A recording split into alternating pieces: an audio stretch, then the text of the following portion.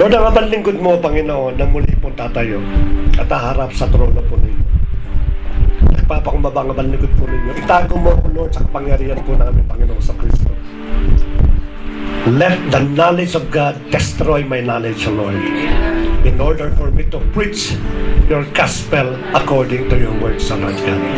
Salamat po, Panginoon. Alam namin na matatapos ang service nito, that we have a new perspective, that we have a new understanding, and we have a new commitment para po sa iyo, Lord God. Lahat po ng bagay na yan, tinataas po namin sa nag-iisa at makapangyarihang pangalan po ng Panginoong Jesus. Amen and amen.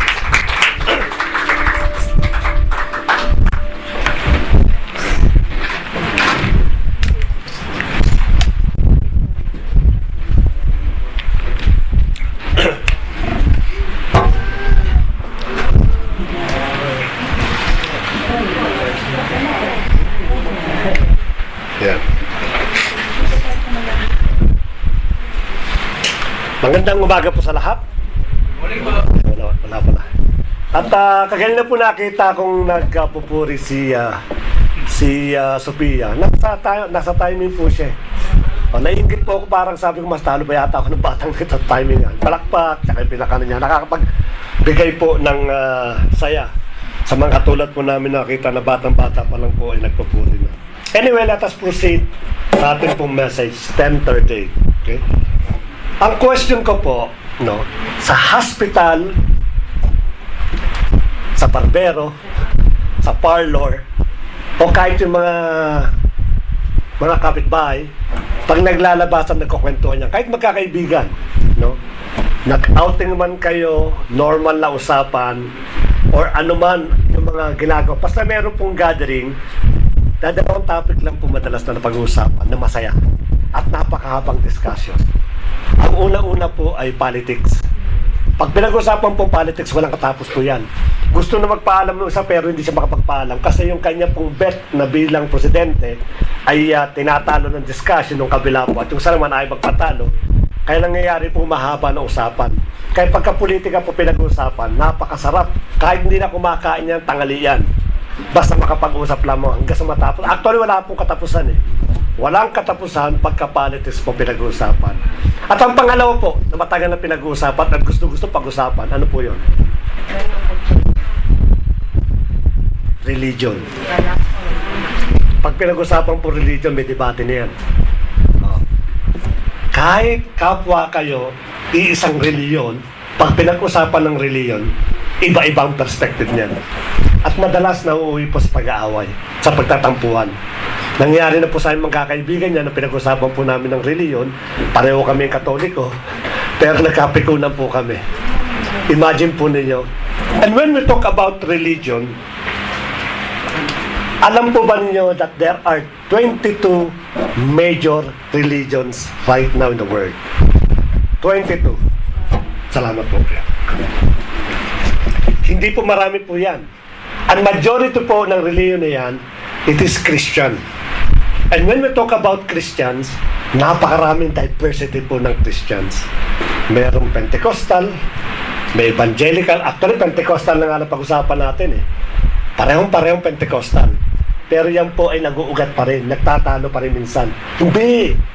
Pre-tribulation ako. Hindi, mid-tribulation ako. Ay, mali kayo. Post-tribulation ako. Imagine nyo, pare-parehong born-again Christian yan. And yet, because of this issue, nagkakaroon po ng diferensya. Kaya nakahati po. Kaya kung uugatin po natin ng Christian na religion, it is more than thousands of religion ang mapag-uusapan po natin. Aside, of course, nung natitira pang 21 na religion po. Napakadami pong religion sa buong mundo. And even mga kapatid po natin, Islam. No? Kung naiisip po ninyo, isa po religion na nagkakamali kayo. Sabi ay dalawa. Isa pong Sunni at isa pong Shiite. Pero mali pa rin po kayo. Marami umuus po ngayon na ang tawag doon? Hindi, yung mga modern, sinasabi po na modern na mga Islam. No, marami pong binago po dyan. Kaya napakadami po ng religion sa buong mundo. Sapagkat ang isang religion po ipinanganganak because of one word. Katulad ngayon, May bago ngayong ayaw aminin na religion, heritage daw eh. No? Ang sabi nila, we are not religion group, but we are heritage. Actually, pag sinabi po natin heritage, dapat po patungkol po sa history. Kasi heritage nga eh. But when you are doing a baptism, when you are doing a doctrinal teaching, means you are in the form of religion. So ayaw po nilang aminin po yan. May bagong lumabas po. Bakit po? Bakit po lagi nanganganak ang reliyon? Iisa lang po dahilan kung bakit po nanganganak. Kahit sa mga born again Christian, sa mga Pentecostal, sa mga katulad po natin evangelical, iisa lang po yan. Maaaring isa sa inyo biglang manganak na reliyon. Doctrines. Pag naiba po yung isang doctrine ng isang evangelical doon sa original na doctrine, then he or she created already a religion. Iba na kasi. Ito yung ating pong doctrinal statement, nandiyan po yan. Ibayin mo lang ang isa lang po dyan, nangangahulugan, magbabaris na yun yung pong pananaw sa reliyon. Ganyan po karami ang nanganganak po na reliyon sa buong mundo. Since tayo po, na including GCC, ay nagkiklaim that we have the right doctrines. Yung pong ibang reliyon, katulad po na nabanggit ko na heritage, they are also claiming that they have the right doctrines. Wala pong leader na magkasabi na hindi po tama yung doctrine nila. Lahat po yan magkiklaim. Kung yung pong 22 na major na reliyon at different variety po ng Christians, they're claiming that they have the true doctrines. Imposible po. Sapagkat sa Biblia, iisa lang po ang doktrina. Ang question ngayon, sino po ang may tamang doktrina? Kasi kung mali ang doktrina po ng GCC, definitely dapat din tayo mag-stay dito. So alamin po natin, ang Bible po dinideclare, iisa lang po ang doctrine. Hindi po isa, hindi po dalawa, hindi po tatlo, hindi po apat, kundi isa lang po. At yun ang aalamin po natin. At sasalimin natin, tayo ba ay nasa tamang non-sectarian and non-denominational na group? Ito po ngayon ang aking pong verse.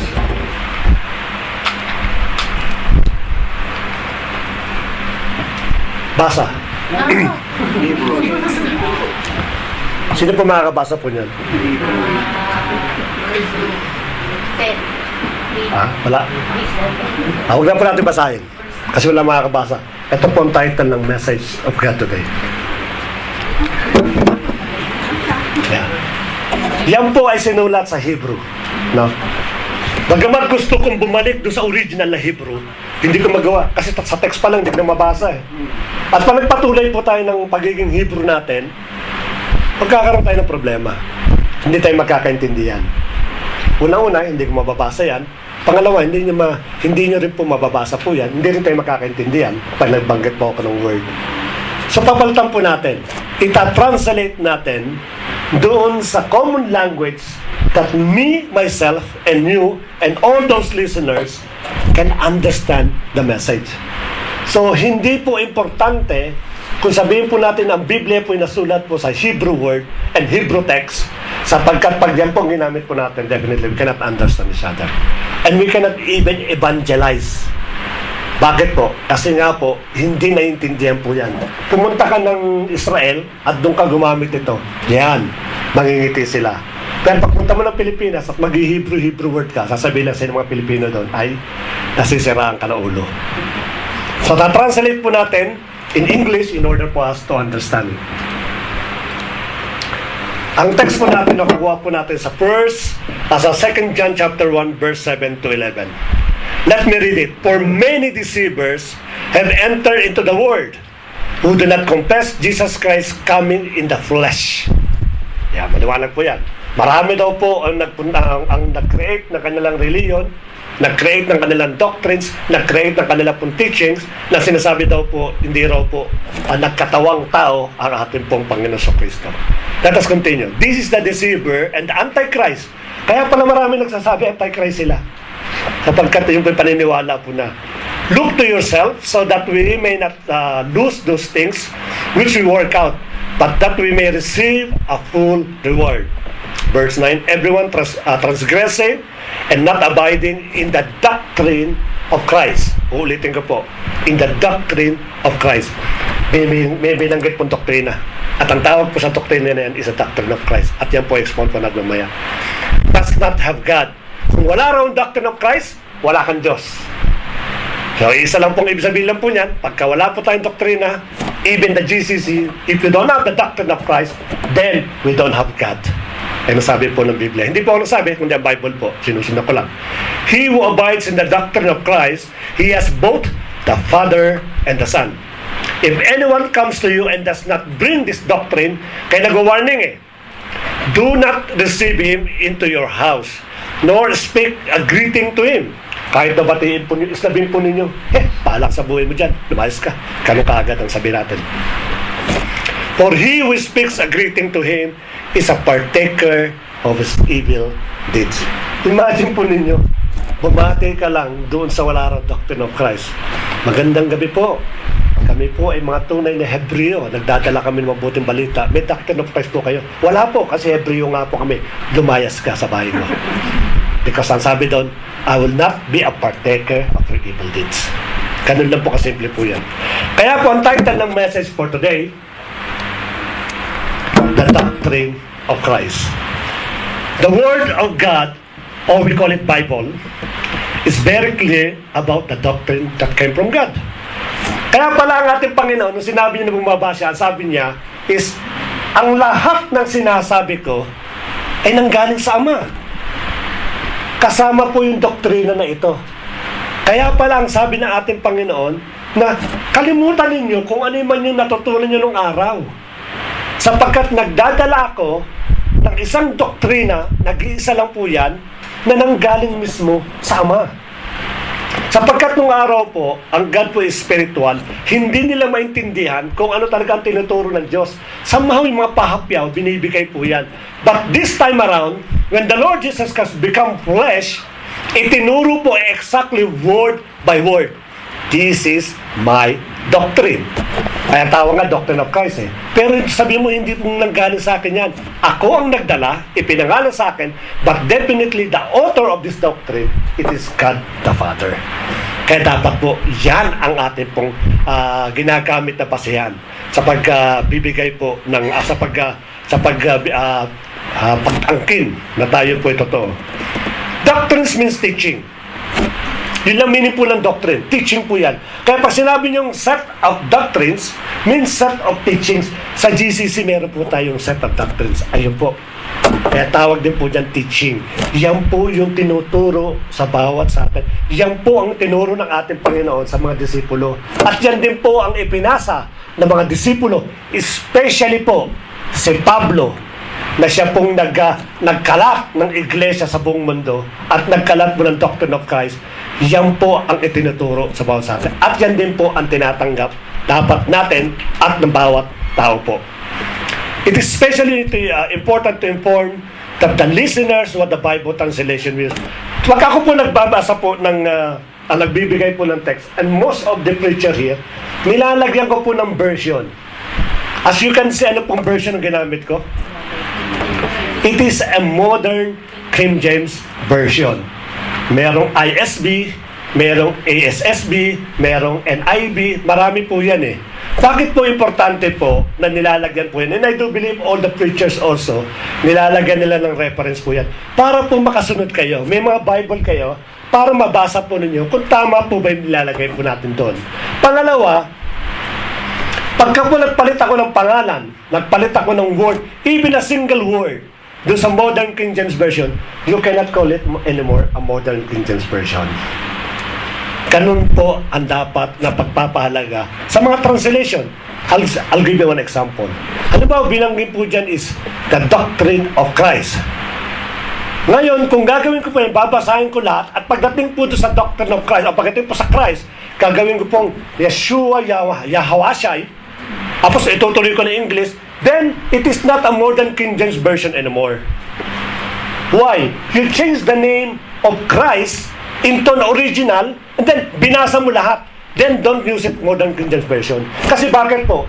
Responsible po ng bawat na nagko-quote ng mga Bible na tamang-tama po yung pagkakatranslate ng author po ng modern King James Version.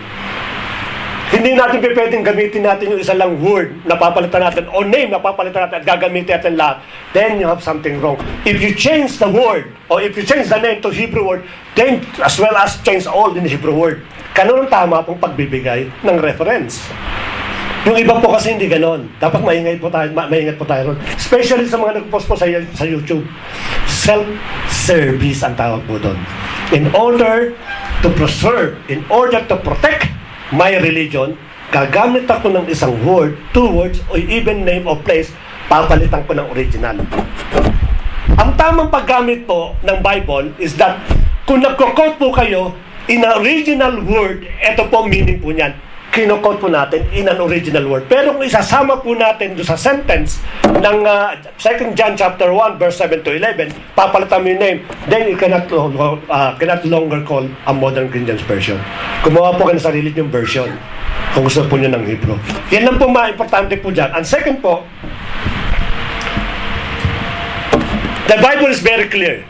Only those who hold the practice of the doctrine of Christ is belong to God. As simple as that.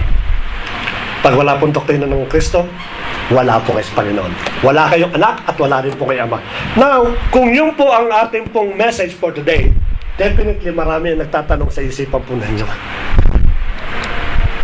Anong doctrine of Christ? Pinabanggit mo, kuya. Ano nga ba yung doctrine of Christ? Though it is theological, pero gagamitin po natin sa mensahe po ng ating Panginoon. Then, what is the doctrine of Christ?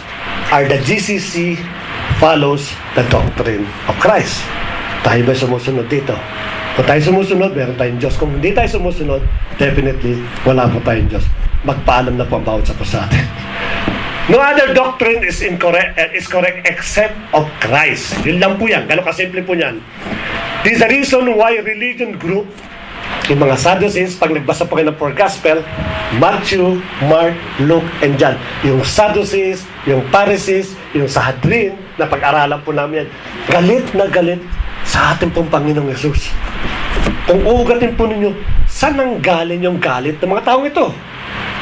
Hindi naman nagnakaw ang ating Panginoon. Hindi naman sila siniraan. Hindi naman sila minura. O hindi naman sila binastos itong mga taong ito. Pero kung titingnan po ninyo, galit na galit sila sa ating pong Panginoon. Why? Because of the doctrine.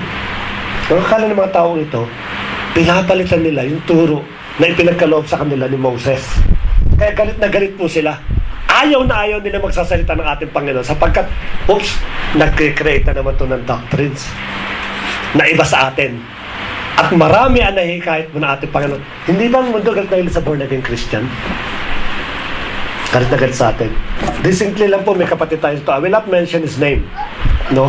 Lumaki po ito na talaga pong sagrado, kandado, padlak. Nakatagpo ng katotohanan. No? Because ang sabi ng Bible, the truth will set you free. At naging free kapatid. Ang ginawa, dahil sa pagmamahal sa ating Panginoon, nagposto sa kanila pong chatroom. No? At ang nangyari po, binash.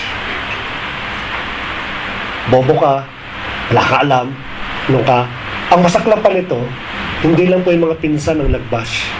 And even the younger brother. Binash po siya. Siyempre, nasaktan yung kapatid. No? Pero ang maganda sa kapatid na ito, he stay with the truth. Pinaglaban po niya. Kasi lumaki po ito na talaga pong family ties. Kilalang kong pamilya nila, na pagdating sa family ties, they can even surrender their belief as long as to protect the family ties. Kaya nga naisip ko, baka bumigay ito. Dahil kalaban na, pamilya na eh. Pero hindi, nanandigan po ito. And you know what? Ang maganda dito, yung pong kapatid niya, na nagbasa kanya na bunso, nagkasakit yung anak. Immediately, padala mo ng 20,000 niya. Ganong hinipo ng Lord yung taong ito. Why? Because he has the doctrine of Christ. Kaya ganun pang pagkakanto. Kaya saludo ko sa kapatid na yan at alam ko na marami pang blessings ang mangyayari po sa buhay po ng ating pong kapatid na ito. Now, let's go. What is the doctrine of Christ? Number 1, the person of Christ. Bakit ko sinabi the person of Christ? The humanity of Jesus Christ has a very significant in our salvation. Number one na doctrine po, it is the humanity of Christ. Na ang ating Panginoong Hesus, nagkatawang tao. No? Marami po naniniwala dito. To the extent na even ang sinabi po is talagang tao ang ating Panginoon. For me, I agree with you. Kung sinasabi niyo 100% human ang ating Panginoon, agree po ako sa inyo. Why? Because it is part of the doctrine. That God Himself, na bumaba sa lupa, sinubad yung kanyang pagiging Diyos upang maging 100% human. Never think na yung ginawa ng ating Panginoon sa Cross of Calvary is sarsuela. Hindi naman totoo yan, nasaktan ng ating Panginoon. Kasi Diyos siya eh. Sino ba naman ang makakasakit sa Diyos? Hindi rin totoong namatay ang ating Panginoon. Kasi Diyos yan. Siya may hawak ng buhay at siya may hawak ng kamatayan. Kaya sarsuela lang yan. Hindi po totoo po yun. It is 100% human itong nahihirapan po ang ating Panginoon. And because of the humanity, nagkaroon po ng pinakamalaking role sa buong mundo yung pagiging humanity po ng ating Panginoon. Ito yung tinuturo ng ating Panginoon at itinuturo ng mga apostol niya na nagkatawang tao ako in order na maranasan ko yung lahat po ng bagay. Kaya nga pagka nagkakaroon tayo ng damdamin sa mga kapatid, huwag niyo isipin na hindi naranasan ng ating Panginoon yan. Naranasan ng ating Lord yan. Kaya nga siya lang ang pinaka-greatest advisor po natin. Lord, alam ko naranasan mo ito. Ano bang ginawa mo dito? Ilang beses na akong sinaktan ng kapatiran. Ilang beses na akong sinisira. Ano pa dapat kong gawin? Alam ng Lord yan. Sapagkat mismo ng ating Panginoon, hindi lang po siya siniraan, kundi niyarakan po siya yung pagkatao po niya. Naging kahiyahiya siya po siya sa harap po ng tao. Kaya dapat po maintindihan ng bawat isa that being a human from the hindi po nag-degrade ang ating pong Panginoon. Itong humanity kasi malaki issue yan sa pagdating sa doktrina. Maraming reliyon na kahit kailan ang Diyos daw hindi pwedeng maging tao. And that's wrong. Hindi po sinabi po doon. Ang sabi po sa Bible, ang Diyos kailanman hindi tao. Pinasabi doon. Sapagkat iba po ang tao, iba ang Diyos. Pero hindi sinabi sa Bible na hindi siya pwedeng maging tao. Kaya iyon po pinalabas po ng ating Panginoon. Yung pagiging humanity po niya.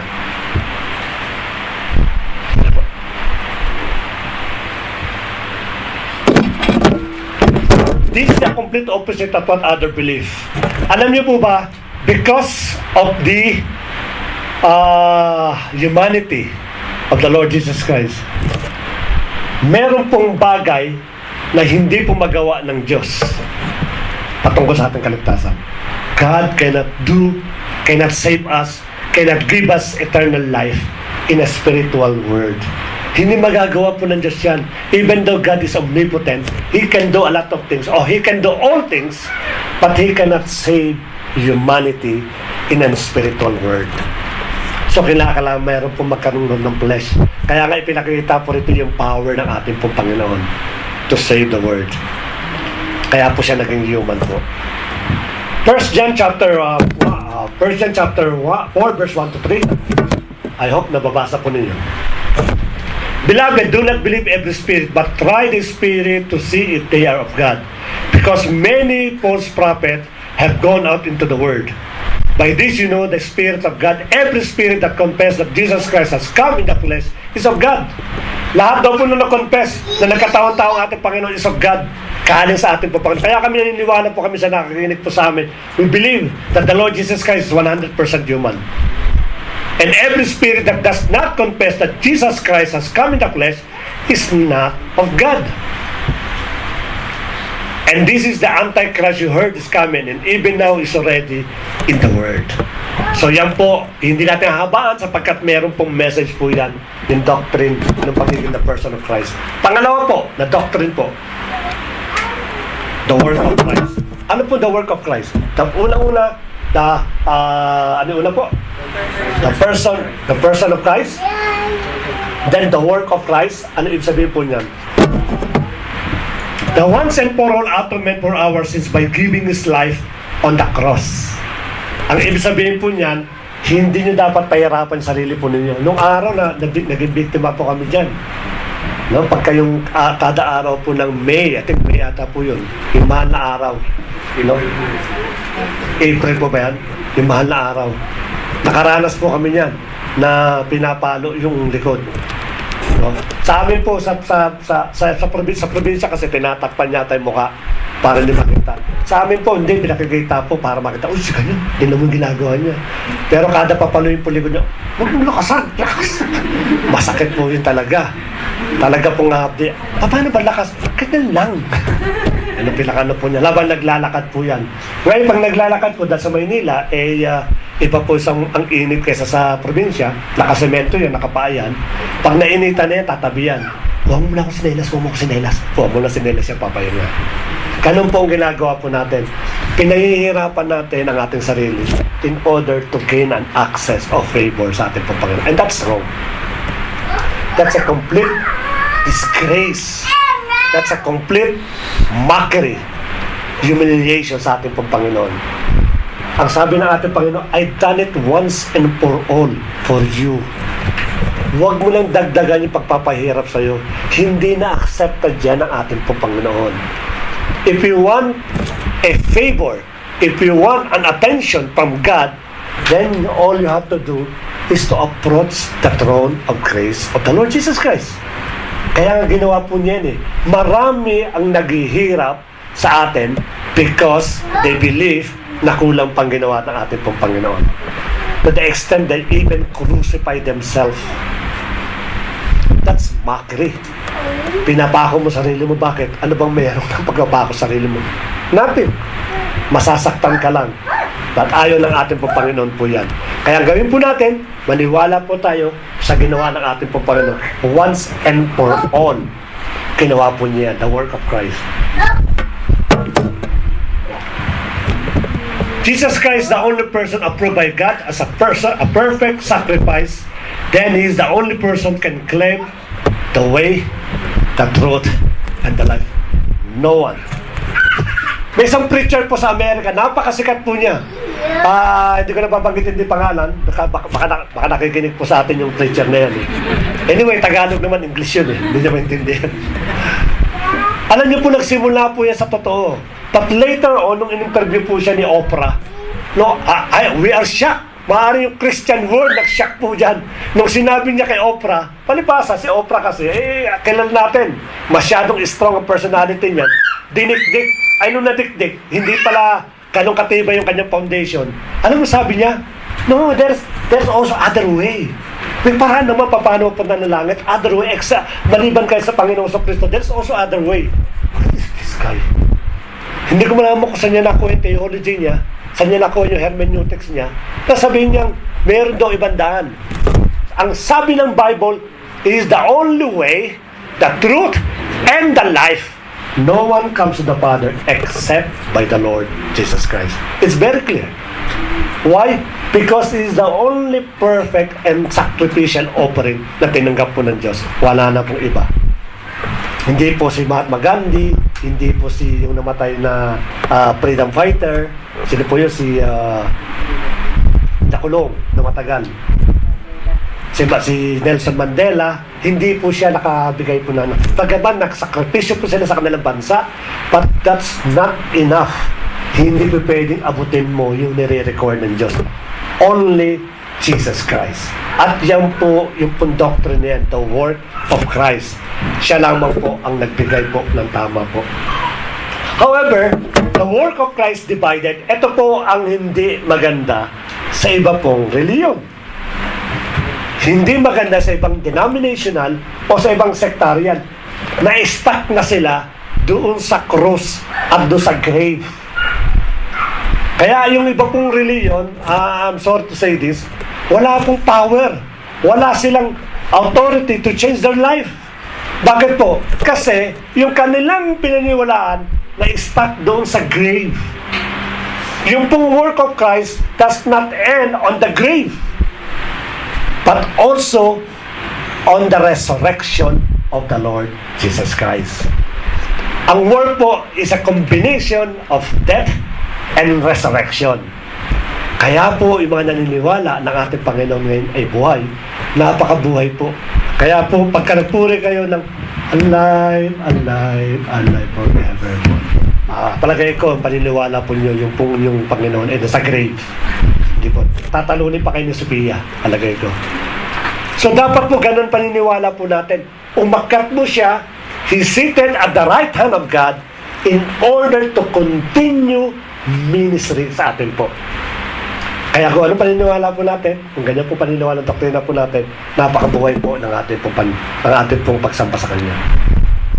The Bible declared that without the resurrection of Christ, all that we are doing are in vain. Useless tayo. Mamamatay tayo, may stuck tayo doon sa ating kulungan ng 6 feet below the ground. Doon na lang, stuck ka na lang. Bakit? Malakas yung resurrection eh. Habang buhay ka na lang doon. Kaya kung naniniwala ka there is a resurrection, after death, physical death, there will be a resurrection. At makakasama po natin pong Panginoon. Yan po ang doktrina po ng ating pong Panginoon. Una-una po, yung pong kanya pagiging person of Christ, the work of Christ. At ang pangatlo po, sa huling doktrina na tinuturo po ng ating Panginoon at tinuro ng kanyang mga apostles, the deity of Christ. Dito marami po nagtatalo. Dito marami po ang nag-aaway. Hindi, tao lang yan. Hindi yan Diyos. Hindi, propeta lang yan. Hindi ganun. Napakadami po. But for us, the Lord Jesus Christ is 100% human, is also 100% God. O ngayon, kapatid, nahuli ka na sa bibig mo, sasabihin ng mga nanonood. Paano mo sasabihin 100% human, then 100% God? Because if you are thinking that this character happened in one situation, you are wrong.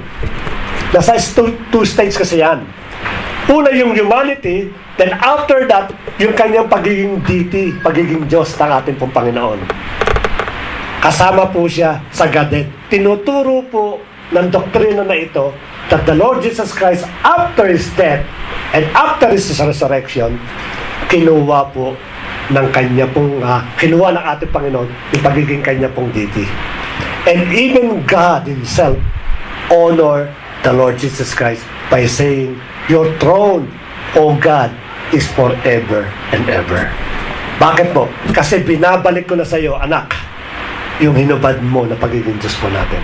Kaya napaka-importante po sa doktrina yung pagiging deity po ng ating Panginoon. Kung sino man po naniniwala until this day that Jesus Christ is only human or prophet or teacher or great teacher, mali po. That's the first phase po ng buhay ng ating pong Panginoon. If you read the Bible, magugulat po kayo. Napakadami pong verse. But let me stick to one verse. Then I will expound it. Padiliwanag ko po sa inyo kung paano may nangyari po sa eksenang ito. So John chapter 1, verses 1 to 3. Ito po ang magandang verse. Hindi ko na po dadamihan. At kung gusto niyo magsaliksik po ng verses supporting yung pagiging Diyos ng ating pong Panginoon, thousands of verses. In the beginning was the Word, and the Word was with God, and the Word was God. He was in the beginning with God. All things came into Him, being through Him, and without Him not even one thing came into being that has come into being. Itong verse na ito, minsan mayroon pong isa pong leader, isa pong ministro ng isa pong reliyon. Nagsishare siya ng Word of God. Nag-evangelism po siya. Napunta sa isang university, sa University Belt, sa Recto. At nakausap niya, yung isa pong estudyante na kinukuha po ay teacher, pero ang kanya pong major English. So nag-share po siya. Tinanong ngayon, nung estudyante, nung habang nag-share po yung pong ministro, sabi niya, ano ba ang Diyos si Jesus Christ? Naguguluhan kasi ako eh. Sabi niya, Jesus Christ is a preacher, a prophet of God. Sabi niya, hindi pa sa Diyos? Sabi niya ganun. No, kahit kailan hindi pa pwede maging Diyos ang isang tao. At kahit kailan si Jesus Christ hindi siya pwede maging Diyos. Even Himself, sabi niya ganun, during that time nung siya ay nag-minister ito, He called God as God. Sabi niya, tumatawag din siya po daw ng Diyos, sabi niya ganun. Okay, let me read John chapter 1 verse 3. 1 to 3, sabi niya ganun. So nagbasa. Ito pong estudyante na ito, completely zero knowledge, hindi po siya nagbabasa ng Bible. Completely. Hindi po siya religyoso, hindi rin po siya fanatic, hindi rin po siya fan of reading the Bible. Pinaliwanag niya po ito. Sabi niya, ako kumukuha ng isang BS teacher at ang major ko po English. Passage sa John chapter 1 verse 3. Yun daw pong word is God. Is this correct or no? No, kasi marami po siya. Yung mga logos, marami siyang ginamit mga theological words, gumamit siya ng mga technical words para ipaliwanag. There's something na, no, sabi niya ganun. Let us go back again this John 1 to 3, sabi niya ganun. The word is God or no? Sabi niya, no, sabi niya ganun eh. Kahit anong galing mo sa philosophy, kahit anong galing mo sa logic at sa reasoning, gagamit lang po ako ng simple rules of grammar. Simple rules of grammar. Ang sabi po rito, ang word daw po is God. Is this correct or no? Paulit-ulit lang po doon. Until dumating po yung ministro, hindi na po siya nakatagal. Simple as that. Ang liwanag eh. Common sense nga ginagamit ng estudyante. The word is God. The word was God. Sabi po daw, the word was God. At pag dinatang mo natin sa 12 po yan, at sa pinakadulo pa yan, yun daw pong word naging flesh. And who is become flesh? And that is the Lord Jesus Christ. As simple as that. Kaya yung duty po na ating pong Panginoon, hindi po question po yan. If you try to read the whole entire Bible, even the Old Testament, you will see the role of the Lord Jesus Christ as God, not human only. So both human and God, pininiwalaan po natin. Dapat kasama po yan. Ngayon, iwaniwagan po natin kung ano po yung purpose po ng duty ng ating pong Panginoon. Pasok tayo doon sa message. Kasi, if you try to do, or if you try to think yung the person of Christ, the work of Christ, the deed of Christ, ay kuya, wala nang pinagkaiba yan eh. Yung dati nating reliyon, ganyan paniniwala eh. Sinangangalungan, di tama pala nating reliyon. Mare, hindi natin masasabi, no? Yung dati kong reliyon, ganyan paniniwala. At maraming reliyon ang naniniwala, the person of Christ, the work of Christ, and the deed of Christ. Are they also correct? Ngayon, kung correct sila, paano ngayon tayo? Mali tayo, kasi isa lang ang correct eh. Now, let us see what is the spiritual message about this doctrine. Ano po? Una-una po, the person of a Christ. Dito po tayo papasok sa message po na ito. Jesus Christ's humanity symbolizes of a perfect love of God to us. Yung palang humanity ng ating Panginoon, ang message pala doon, it is not only the person of Christ, but to show the perfect love of God to human. Yung palang message pala po niyan. Kaya po kung titingnan po natin, dapat po yung technical na spiritual aspect, hindi po tayo dapat dyan nag-goodwill lang. Because there is a spiritual message that those apostles na ipinoproclaim sa bawat sa atin. At ano po yung spiritual aspect na yun? Yan. Ang ibig sabihin pala ng humanity ng ating Panginoon shows the perfect love of God. Kaya pala yung John 3:16, lagi na binabanggit, is the heart of the Bible. Na minsan naisip natin, ano bang sinasabing the heart of the Bible? O sometimes, alam po ba, nag-testing po kami. Nasabi daw yun daw po John 3:16 is the center of the Bible. Literally the center of the Bible. Kaya nung araw pa nagbilang kami, 1, 2, 3, 4, 5, 6, 7, 8, kabila. Binilang po namin. Kasi sabi daw po literally the center of the Bible. Alamin po ninyo kung center na ng Bible. Simula po sa Genesis chapter 1 at sa Revelation chapter 22. Tingnan po ninyo kung center po ng Bible. Sabi daw po heart of the Bible. Yun daw pong pag-ibig po ng ating pong Panginoon. Alam nyo, many religious groups o sectarian o denominational, alam nila yung doktrina. Alam nila yung doktrina by head. At napakadami pong religious group by head ang ginagamit po, not by heart. Kaya po pag hindi mo sinama ang puso mo doon sa doktrina na ito, then even though you believe the humanity of the Lord Jesus Christ, you don't have the doctrine of Christ. Because there is a hidden message doon sa message sa doctrine na yun. And that is the perfect love of God. Kaya pala si Pablo, memorize niya yung doctrine na ito by head and by heart. Alam na alam po niyan. Pasensya na po sa mga nakikinig po sa amin. No? We will not give away. Sapagkat for me, For me, the greatest apostle po is Paul. Kaya pag ako pa nagme-message, madalas po lagi ko sinasabi si Pablo. Bakit po? Sapagkat siya po yung marami accomplishment. I'm not saying na wala pong nagawa yung ibang apostle. But if you try to read the entire New Testament, it is Paul himself ang talaga pong nagbigay po ng malaking buhay at ng oras para po sa ating pong Panginoon. Kaya alam na alam ni Paul yung doctrine na ito. Kahit pala nakakulong si Paul, minsan na didiscuss natin, umaawit po siya. Why? Because I know the doctrine of Christ. I know the humanity, I know the work of Christ, I know the deity of Christ. Kaya kahit ang situation naman sa akin, talaga namang ibibigay ko, aawit ako. Kaya sabi niya sa Galatians chapter 2 verse 20, I have been crucified in Christ, I live, yet no longer I, but Christ lives in me. And the life I now live in the flesh, I live by faith toward the Son of God, who loved me and gave Himself on my behalf. Alam niyo, babalikan po natin. Ang message ito is a perfect love.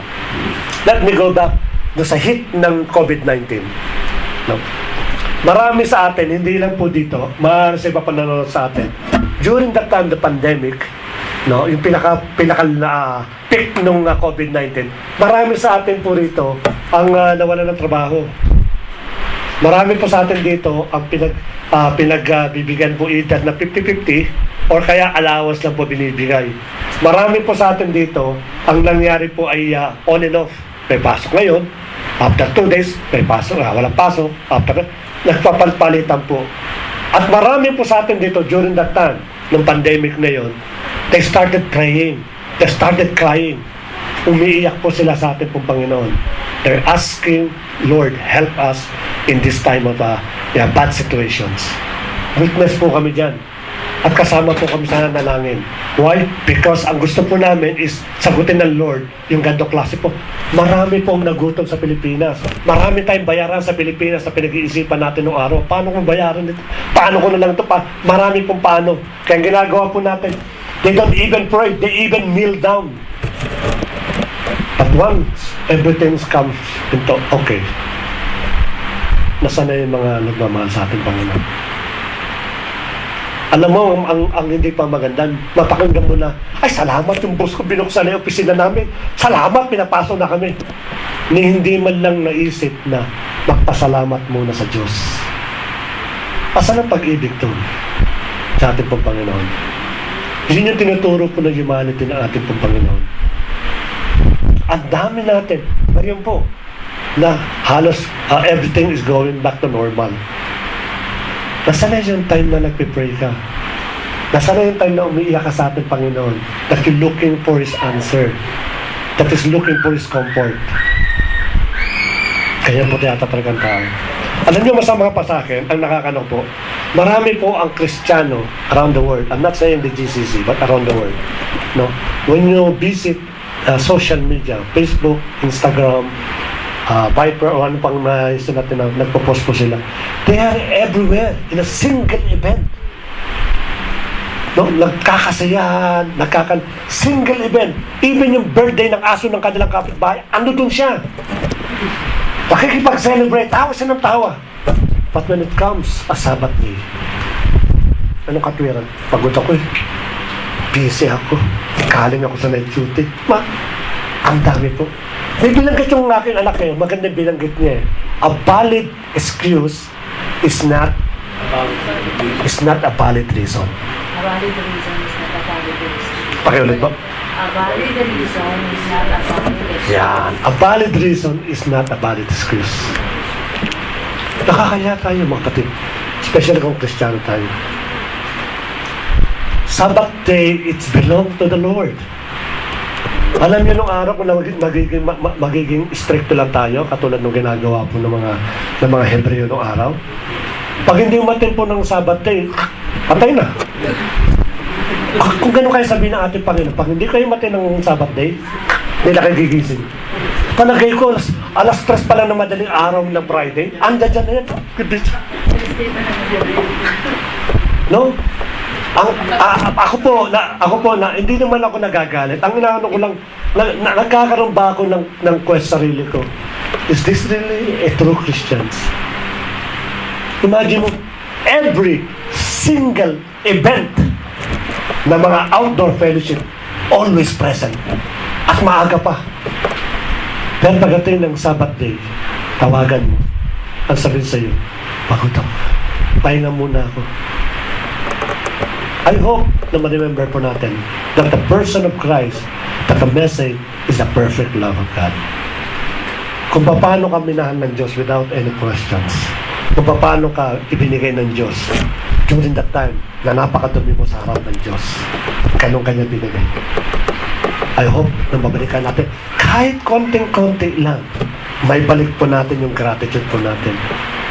Alam mo, galing ng Pilipino, ang natutuwa ang mga banyaga sa Pilipino. Masyado silang appreciative. Masyado silang magtanim ng, ang tawag doon, yung pagka nakagawa sa'yo ng mabuti, tapos ang ginagawa mo, tinatanim mo ng utang na loob. Yan ang Pilipino, mga utang na loob. Pag sinabi niya, oo nga, 20 years, naalala ko, binigyan mo ko ng hopya, 20 years eh. Nasa memory niya yan. Napaka-gratitude niya. Pero pagkakita sa Panginoon, bakit ganun? Napakalaki ng blessings natin. Yung buhay po natin, hindi natin kinukuha sa ating Panginoon, pero yet, hindi tayo marunong pasalamat. Magpasalamat mo tayo, Lord, thank you. Ganun lang po ang pinakano. So let us remember na ito yung message sa atin po ng Panginoon. Let us challenge to become a loving disciple of Christ. We must live obedient to God in all aspect of our life.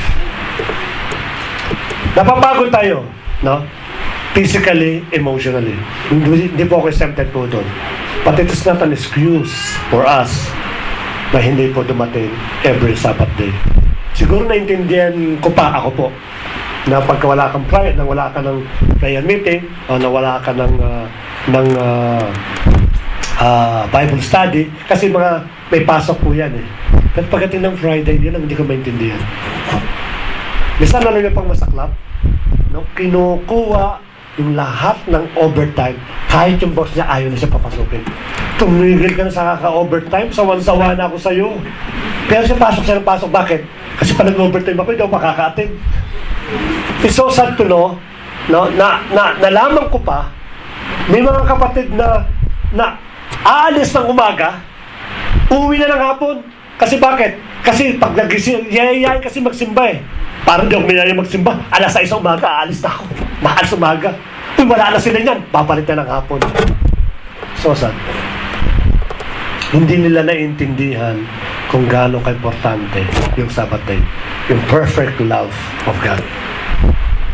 Maisip po sana ng bawat sa pusato. Pangalawa po, doctrine of Christ is not only about believing the humanity of Christ, but obeying God fully without questions. Ganun pong ginawa po ng mga apostles without questions. Si Paul po, nung siya po'y pupunta ng Roman, ang sabi sa kanya mga kasama, mamamatay ka dyan, Paul. Pag pinasok mo ang Roman, which is the center of the Roman Empire, mamamatay ka na. And Paul said, I don't care. For me to live is Christ and to die is gain. Sana ganun po ang bawat sa po sa atin. Ito hindi naman, sino ba rito ang sinabi ng leader ni Pastor Eric na kukuhain ng buhay mo, mag-click sa ating Panginoon? Wala naman, di ba? Isa nga parang ano lang po, na, uy, punta ka, sarap ng niluto ngayon, doon, punta ka ng Friday. Ang ganda pa nga ng sinasabi. So, dito hindi po dinidemand ang buhay. And yet, napakasihira po umatin po ng every Friday. Let us go on. Ano po yung the work of Christ in a spiritual message? The worst people of the world are not the poorest or the lawbreakers. Yeah. But those living without hope. Agree? Bakit po? Kasi yung pong mahirap, pwedeng mangarap. Diba? Sabi nga, libre mangarap eh. Magkakaroon ako ng 3 Ferrari, magkakaroon ng bahay sa Beverly Hills. Pwede po yan kahit mahirap. As long as naroon po siyang hope at meron siyang dreams, hindi po yan ang pinaka-worst na tao. Kahit po yung mga pusakal, yung mga anay ng lipunan, kung meron po tayong pag-asa, magkakaroon po yan ng pagbabago. Pero ang pinakatao po, worst, is a person without hope. So the work of Christ is about hope. Yung po ang message na nakapaloob dito sa doctrine na ito. Yung pong hope. Ano po yung hope na yan? Ilang beses na ba tayo nasaktan ng ating pong mga kapatiran? Ilang beses na ba tayong na-character assassinated? Ilang beses ba tayong question yung kapability natin na bilang isang leader at bilang isang Kristiyano? No? At ilang beses na ba tayo na umunawa sa pamilya natin, sa mga anak natin, sa mga magulang natin, sa mga kapatid natin, naasik na parang walang katapusan paghihirap. Nambes na ba tayo na natumba? Nambes na ba tayong natisod? Yun ba yung mga paraan para tumigil tayo? Mawalan tayo ng hope. Let us remember that the worst person in the world is those person living without a hope. Huwag po tayong mag-iba, kapatid. Sa simbahan, sa pamilya po natin, because if you believe with the doctrine of Christ, everything is possible to Him. No. At ang maganda po nito, maraming dumarin sa atin mga discouragement at mga pasaway. Sa iglesia meron din po yan. But let me give you itong quote na ito na nakuha ko po. I hope na ma-remember na bawat sa po sa atin. When you're about to give up in a person, in your dreams, in one thing, because of the continuous failure na nararanasan po ninyo. Ang sabi po na isa sa mga quote is, courage doesn't always roar. Sometimes, it is the quiet voice at the end of the day whispering, I will try again tomorrow. Let us always try. Why? Because God never gave up on us. Jesus Christ never gave up on us. And even the Holy Spirit never gave up on us. Hindi pa po tayo tapos. Nasa stage pa rin po tayo ng remodeling ng ating pong Panginoon. Nire-remodel niya po tayo. Because we came from a ruined model. Malaki yung ating pong sira. So, ang ginagawa po ng ating pong Diyos, ng ating Panginoon, especially ng Holy Spirit, is to correct every aspect of our life. Sometimes okay, sometimes masakit, o most of the time masakit po yan. Kinakailangan lang po magkaroon po tayo ng hope. Because as I said, magkakaroon po lamang ng pagbabago at magkakaroon lamang po ng pag-asa if we continue trust sa ating pong Panginoon. The Bible is very clear. We don't lose hope because Jesus never lose hope on us. Okay? Pangatlo po, what is the message behind the deity of Christ? It is faith. The most important sa atin pong pagkatao. Faith. Bakit po faith? Alam niyo itong COVID-19, napaka-negative nito sa buong mundo. It is negative. But when you look at on the other side, using faith, makikita mo marami pala ang naidulot nito. Kahit kailan, pas siguro when you go back mga around 5 years or 3 years ago, you will 100% sure sasabihin mo, walang pag-asa ang ozone layer natin. Walang pag-asa kahit kailan. Talagang going to sabi magiging bad na yan. But look at now the report. No, unti-unti nagkakaroon ng self-healing yung ozone layer. Kasi bakit na wala masyadong factory? Kahit kailan, ang pamilya hindi mo naman, etong Generation X yan? Ha? Jensen? O General Santos? O, basta, yung mga above ng mga above millennial. Ang katwiran nila, ang pamilya kahit kailan hindi mo papagsama sa bayan. Kasi kanya-kanyang lakad na. Why? Because of the COVID-19, na-stick lahat sa bahay. Wala silang magawa. No? Ayaw na makita yung nanay, tatay nila. Ngayon wala silang magawa. Bakit hindi sila pwede lumabas? Especially below yung minor. Look at this COVID-19. Diba? Ang tao natuto magtipid. Diba? Marami mga corrupt leaders ngayon nag-isip na tumigil naman tayo sa kakakorrupt, kawawa na yung kababayan natin. Bigyan naman natin sila ng tulong. Ang nakikita lang natin yung other side ng COVID-19. Pero hindi natin nakikita yung other side. Now, if you try to use your faith, you will see everything. Ganun po ang ipinakita po ng message na ito. Faith, ang sabi po daw, faith in God determine your lifestyle and how you respond in every situation of your life. Kaya po, pansinin po ninyo, pag may kapatid po na lagi lulugo-lugo araw-araw, parang pulugo, yan po ay kulang sa faith. Either walang faith o kulang sa faith po yan. Yung nagkaroon lang po ng konting problema sa opisina, halimbawa po sinabi, medyo naisip ng management natin na parang malaking gastusin natin. Ang papasa isip, ako magtatanggal. Paano ko yun pa? Marami nang inisip yung worry kagad. No? Andun doon kagad yung kaba, andun kagad yung iyak, andun lahat. Asan yung pananampalataya po natin?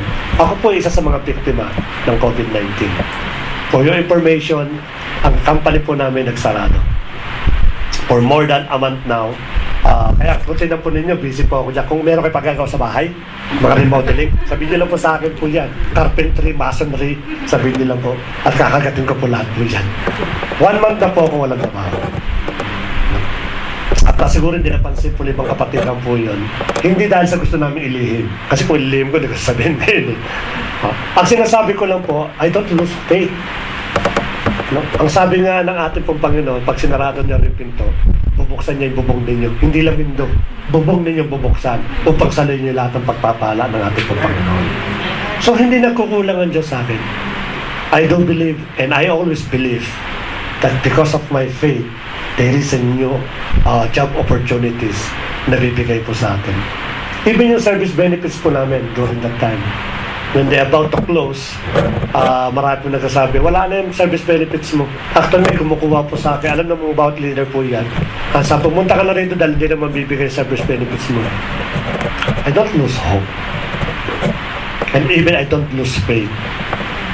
Nante nagpatawag po yung aming accountant, sabi niya, wait lang kayo, nagkukompute ng inyong ng calculation ng inyong service benefits. See? Nakita ng Diyos kung paano napaka-steadfast ng pananampalataya ng taong ito. Why rattle? Sabi nga, why worry when you can pray?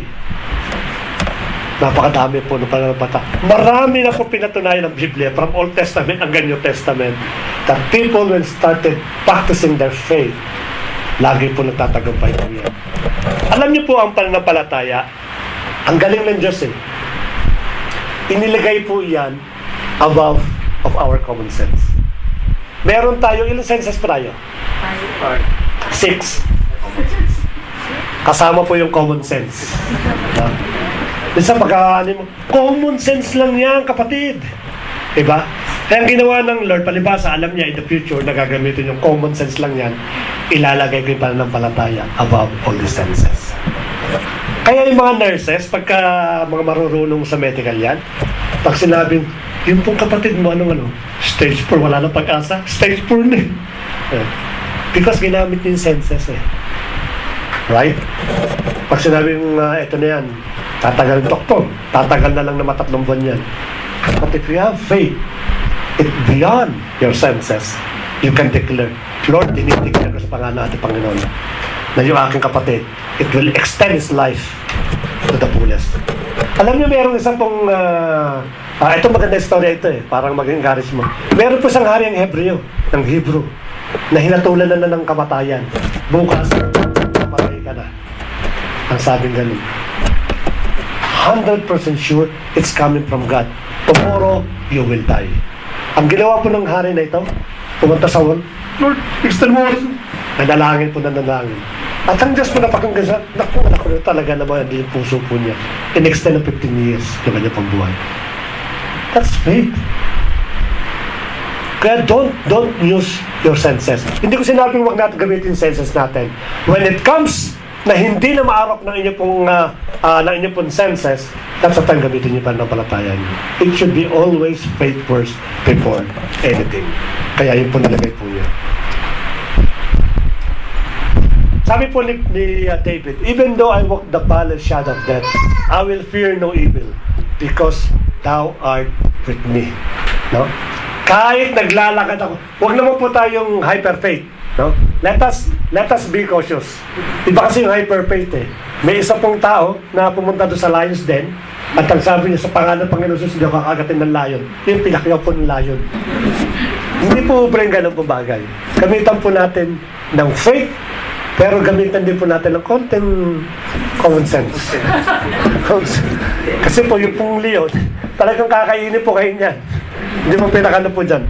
May mga situation po na gamitan po natin ng pananampalataya. God put in our life above our senses, including common sense. Yung pinaka. And lastly po, sa conclusion po natin, 1 Corinthians chapter 13, verse 13. And now, this is again Paul who write this book. Paul. And now, faith, hope, charity, these three remain, but the greatest of these is charity. So yung pong message of the doctrine of Christ, nakaikot din po yan doon sa 1 Corinthians 13:13. Faith, hope, charity, or love. Kaya imagine po ninyo, ang GCC po, dito po namumuhay sa tatlong ito. Faith, hope, and charity. And definitely, we have the doctrine of Christ. And lastly po, the greatest evidence of a person for being a true follower of Christ is their personal testimony. It is your personal testimony. Gumamit man ako ng Hebrew words, gumamit man ako ng Latin words, gumamit man ako ng mga Greek words, gamitin ko man yung original na pangalan ng Diyos. If you don't show it in your life, then you are nothing. That's the most important. Kaya nga yung personal testimony natin, let us always protect it. Let us always preserve it. Katulad na sinabi ko doon sa nagbigay ng tulong sa kapatid po niya. Saludo po ako doon. Why? He showed from his life kung anong meaning talaga ng meron kang Kristo sa bawat buhay po natin. Let us be an example of this word para makita po nila na you have the doctrine of Christ. Let us pray. Lord, salamat muli Panginoon sa umagang ito. Hindi, tinuruan mo kami upang malaman namin kung kami ba yun sa katotohanan. At nagpapasalamat kami that we are part of the Grace Christian Church who always teaching about these things, Lord. Grace, hope, and love. Ano doon po nakapaloob sa amin yan. It is not only we memorize yung pong technical word, yung the person of Christ, hindi lang po namin memorize the work of Christ and even the deed of Christ, but even the spiritual message of Lord, ipinamumuhay po ng bawat isa po sa amin. Patuloy mo kami turuan, Father God, upang maabot po namin ng meron pong pag-ibig yung lahat ng bagay na gusto mong ipagawa sa bawat sa po sa amin. Salamat po, Lord, at muli namin ipinatagubilin sa iyo yung natitira pang activities ng service na to, even the rest of the day, katulad ng dinideclare po namin that today is a Sabbath day. It is your Lord's day, O Lord. Payaan mo na ang bawat buhay, isipan, kalakasan po namin, maibigay po namin sa iyo upang sa ganun sampayin ka namin sa Espiritu at katotohanan. Salamat, Panginoon. Ito pandalangin namin sa tanging pangalan po ng Panginoon Jesus. Amen. Amen.